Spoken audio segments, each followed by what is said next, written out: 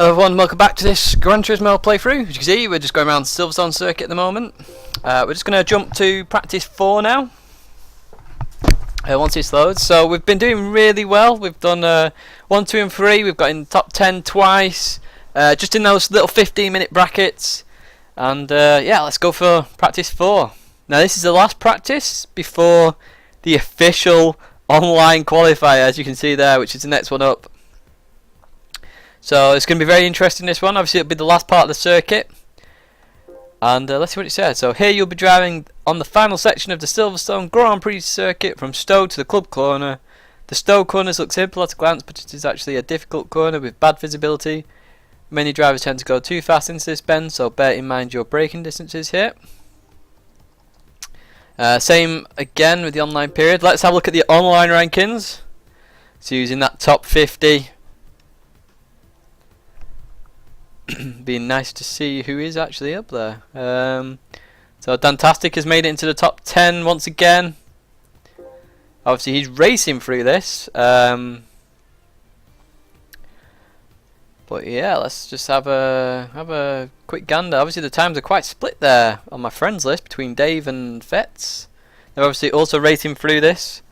So we've got Rossi up there again. Spurgey's up there again. Looking for a 34.0. On this one, it's quite a similar gap actually, 0.2. Let's have a look who else is on here. Dantastic must have been one of the first people to hit this test because he's got a replay uploaded and he's 29th now. Who else have we got here? We've got Matthew again up there. So, you know, some people are absolutely racing through this. We're obviously going quite quickly through this. Now, this part of the course I have done on the track day I had. Well, I say track day, I was on it for like 9 laps. But it's the one I won from Nissan in the GTR. The straight is really quite weird actually, because you don't feel as fast as you're going. I don't know if that was the GTR actually. But I still remember the turning point he mentioned, even now. So if you remember, at the end of the straight there's the long right-hander, which was mentioned in the description that people go too fast into. The turning point for that corner is the green curbing in real life. Okay, it's in real life it's the green curbing, is what he said to me, and then you bounce the throttle and then exit. Now I could see how people could run really quickly into that corner and run too wide. I nearly did it myself, but I had to balance the throttle a bit longer. But we'll just see. So obviously we're coming onto this straight here, and we'll see what we can do.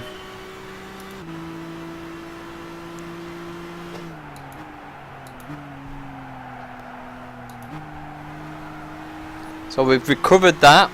Could be a bit more aggressive on the exit. This corner I absolutely hate in real life. It does my head in. And it's done my head in it. No! We've just survived.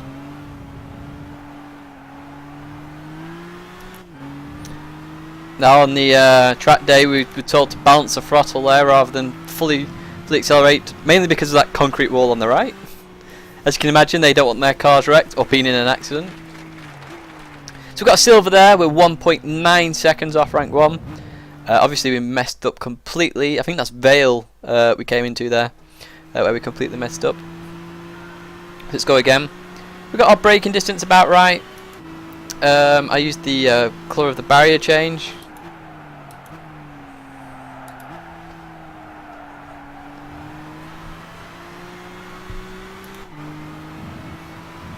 So I think we've got the braking distance for that about right. Now I struggle to get the braking for this corner right in real life as well, so we've done it better there.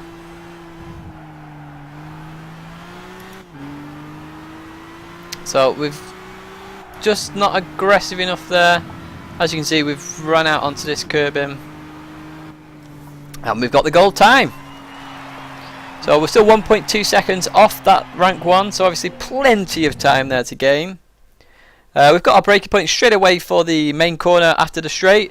We're using the barrier change of colour as our braking point on the left, and the turning point of the green after the curbing, just from previous experience from the driving experience I had in the Nissan GTR. We've maintained a much better line through the corner. We could have actually accelerated far earlier there. Obviously that shows you how lines affect this. So we're using the sign there to tell us that there's a turn. As you can probably see, I'm trying to catch this blimmin' oversteer as we ran wide. Yeah, we were sort of oversteering consistently there for quite a while. We're catching it, we're holding it. But yeah, we don't want to be doing that in a race car. So yeah, once again we're going to brake at the same point. Need to watch myself, I seem to be edging in a bit there. So we've exited, we've gained a bit more speed. Definitely think this is a braking point as well for this corner.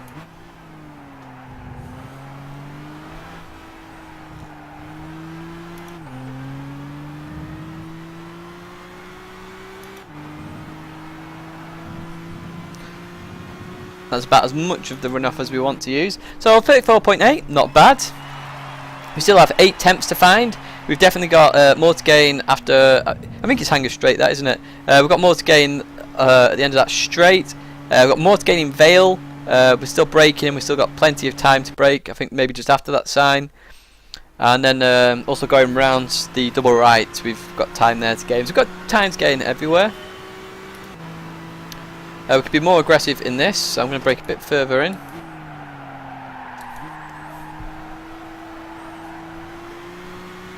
And as you see there, we've gained far more time.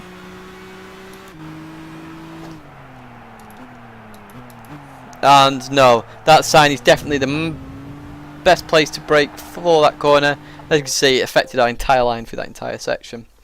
So we can brake just after the change of barrier colour, and that gives us a much better, well, it's better speed really, because we're braking into the corner.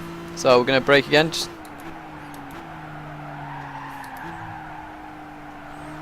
ran a bit too wide this time, but we've maintained a bit of speed, so that's not too bad. We're going to brake on the sign again.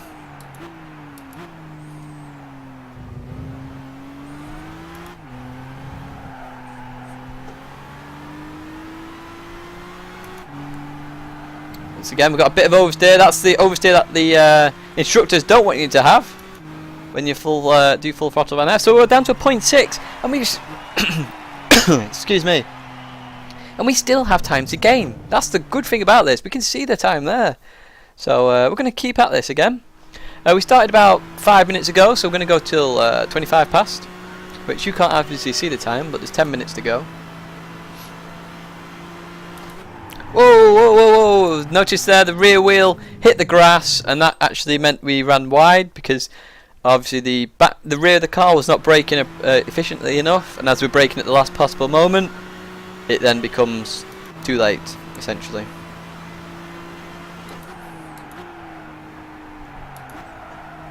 And that's how you do that. Look at the time gain there. Look at that. That's absolutely brilliant. We just got to get this braking right. It broke a bit too early there.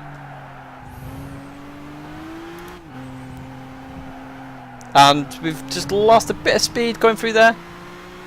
But we're still ahead of the Ghost, so that's not too bad. Don't run too wide here. And we've got the speed coming out on the exit. And a 34.4 now. So as you can see, we're still gaining time here. 2 temps each time. And 34 zeros on the cards for us, definitely. We'll just have to see as we continue through this. So we're going to brake at the same point again. It's just as the colour change there.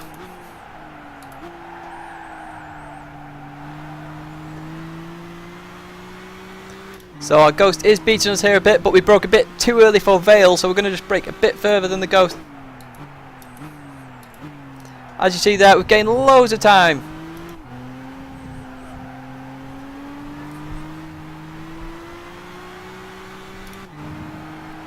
The car is moving about all over the place, and I felt that, I could feel that, and you can probably see that as well. The car was just, the rear end was just all over the place on the exit.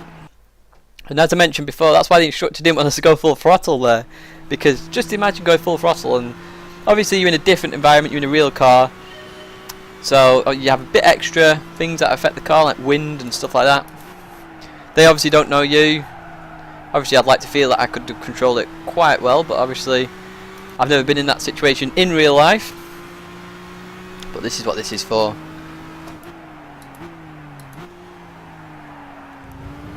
So we can gain all our time here in Vale. So you don't want to be moving the steering wheel too much here. Oh, see how the bump of that curb there. We hit the curb, and the suspension model, because it's a new suspension model, it affected the weight of the car. It pushed the rear of the car outwards. That is really good. That I love the fact they've introduced this. Absolutely brilliant stuff.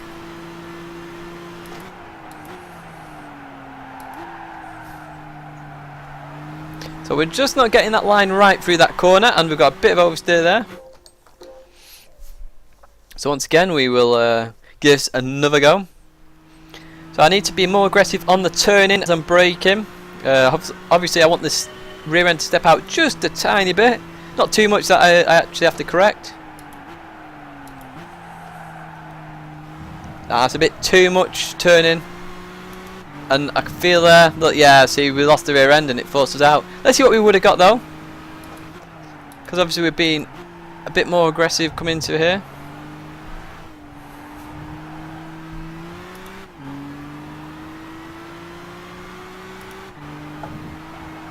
See how the car lifts there? And we would have been in the 0.3, so you know we're not far off that rank 1 time. And we're working this out ourselves. We're doing commentary over this as well, so it's very good to see this. I'm really enjoying these physics. These physics suit my driving a little bit more than the GT5 physics actually. Which was one thing I was worried about, is in case the physics change so much that it affects my driving style. But these really suit it. Maybe it's just the car, I don't know, but personally, yeah. But anyway, we're going to come into this corner once again. Too much oversteer, too much oversteer. We caught it. We caught it. We're ahead of the Ghost, surprisingly. And we hit the grass there, which has cost us too much on the braking phase. Yeah, the rear end was too far out there. I can't believe we actually caught that and I managed to keep the time going as well. Shows you how much time could be there with stability.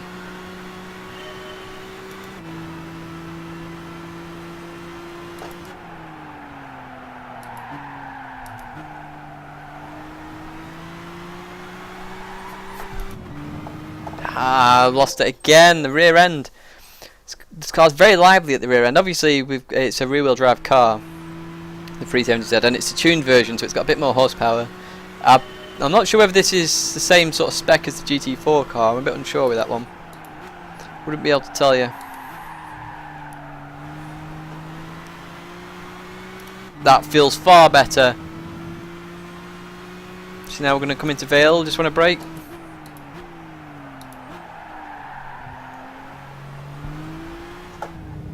Oh, as if that's, I don't agree with that at all.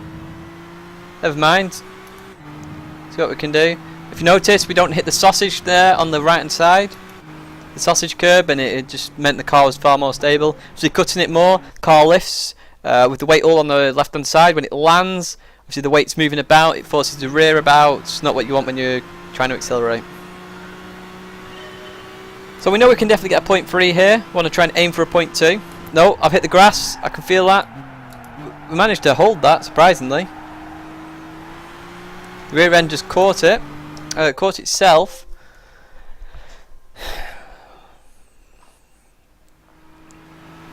So we've got a few more tries to go yet. We've got about 4 minutes remaining.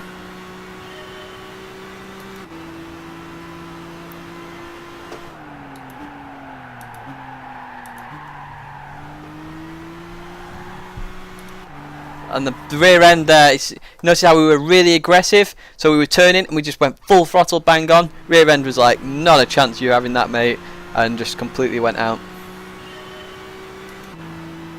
Once again, we'll try this again.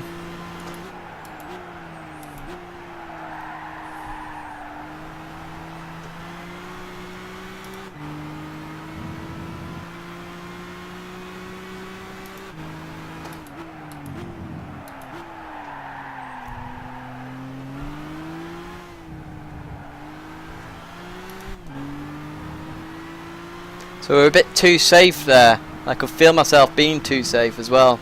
But we should still be in the point threes, just, absolutely just.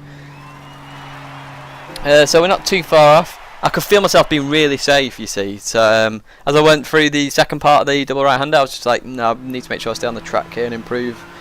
And you will get that sometimes. Obviously, when you're on an absolute blistering lap, especially in the qualifier, you will get that. But your nerves will just start to control what you do. Ooh, oh, look at that for a catch. But yeah, your nerves will control certain situations. That's why it's easier to follow a ghost than to beat a ghost, because when you see the blue timings, it will have an effect on you. If you see blue and you're up, you're like, oh wow, and then obviously that affects you and your racing. So here I've been far less aggressive on the braking phase, and it's actually helped me quite a lot.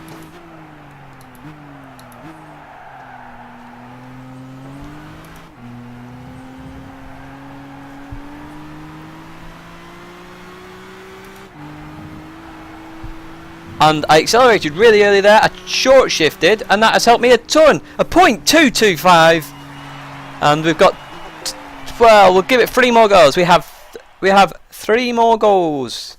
So let's give this a shot. We're on a .2. Remember, rank 1 was .0.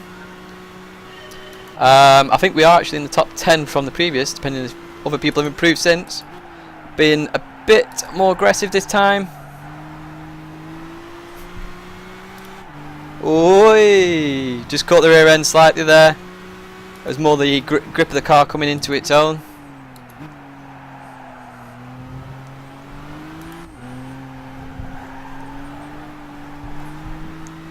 So we're just catching it a bit there. Third gear is the far more stable gear, because obviously there's not as much torque going through the tyres, and it just allows us to give the car to grip itself and allow you to not actually have to counter steer as much, therefore not affecting the weight as much. So once again I'm going to come down.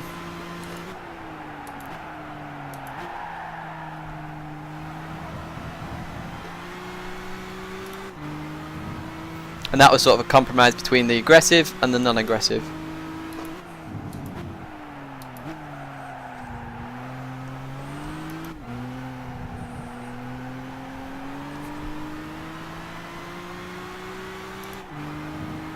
I was a bit too safe there on the exit. I think the Ghost is ahead of me just. Oh no! .191! Absolutely brilliant there! I thought the Ghost was ahead of me, but obviously not. Obviously the first corner at the end of the straight, we did the compromise between aggressiveness and safety, and that helped a lot. So one last go. I'm not going to talk now. Let's just focus.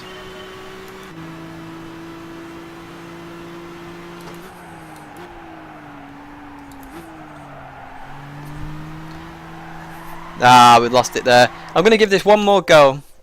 One complete last go, and then we'll leave it there. So we're on a good time, so let's just do this.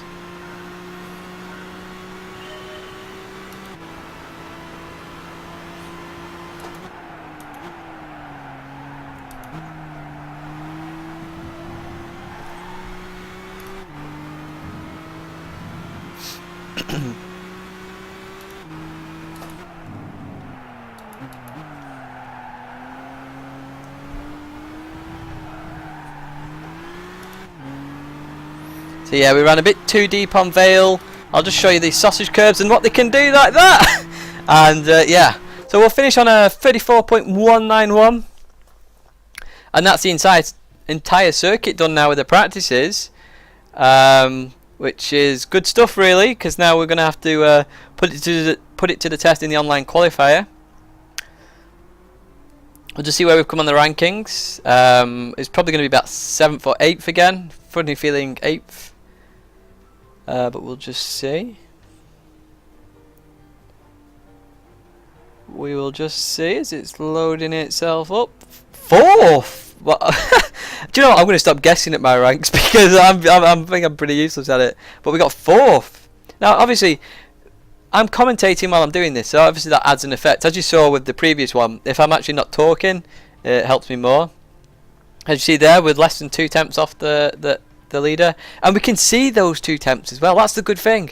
We can see the time that's still available, and that just, if you can see the time, you know you can do the time. Always remember that one. So I'll just say this quickly. See there, we are ahead of all our friends by quite a margin actually. That's quite nice. And online rankings, let's have a quick gander at these. So we have world rankings. Let's see who is in that top. If we beat Zocky again, I'd be well. If we got joint with Zocky, I'd be quite pleased. He's always someone to aim for. If you're after a top driver there, look for the Zocky Crow. He's actually able to take part this year, maybe. I don't know. I'd have to check the countries. I know there's a lot of countries out there. So we're not actually even the top British guy. Side of Space has been the top British guy. So well played there, Side of Space. Zocky is obviously still having a go at this because he's not there, which shows you how quickly we've gone through these and still managed to get top times. You know, this has been us developing each individual aspect of it and then just building on that. And yeah, so we've got the top 50 there. If you see your name, congratulations. Obviously, that will change massively throughout. I won't stay in the top 10 for sure. People keep at it, but yeah, that's been practice 4. And I'll see you guys on the online qualifier.